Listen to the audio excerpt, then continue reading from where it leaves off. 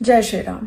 प्रयागराज महाकुंभ 2025 से शुरू हुई एक कहानी जो अब खत्म हो रही है या अब खत्म होने को है। इस एक साल में मैंने बहुत सारे विरोध का सामना किया है। प्रयागराज से शुरू हुआ था वो विरोध, लगा कि अब ठीक होगा, महाकुंभ के बाद ठीक होगा।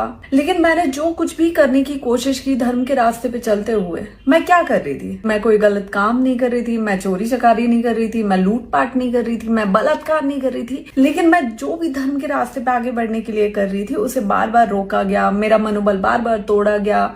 जिनको लगता है कि महाकुंभ से अभी तक मैंने धर्म को धंधा बना के करोड़ों रुपए छाप लिए, मैं आज बहुत उधारी में हूँ।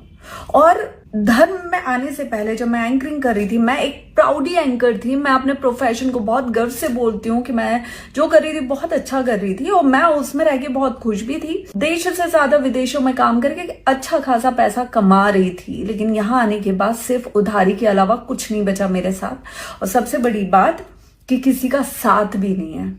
आज मैं ये सब आपको क्यों बोल रही हूँ? क्योंकि मैंने लगातार इस एक साल में जो कुछ भी करने का प्रयास किया है उसे रोका गया है, उसे तोड़ा गया है, उसमें विरोध उत्पन्न किए गए। और यही सेम चीज इस बार माघ मेला में भी मेरे साथ हुई है, जिसकी वजह से मैं बहुत ज्यादा हताश हुई हूँ।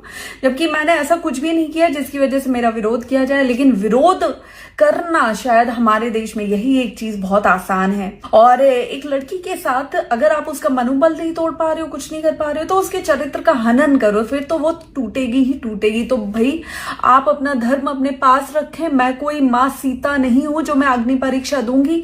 एक साल से जितनी परीक्षाएं देनी थी, जितना जो करना था मैंने कर लिया। अब बस बहुत हुआ।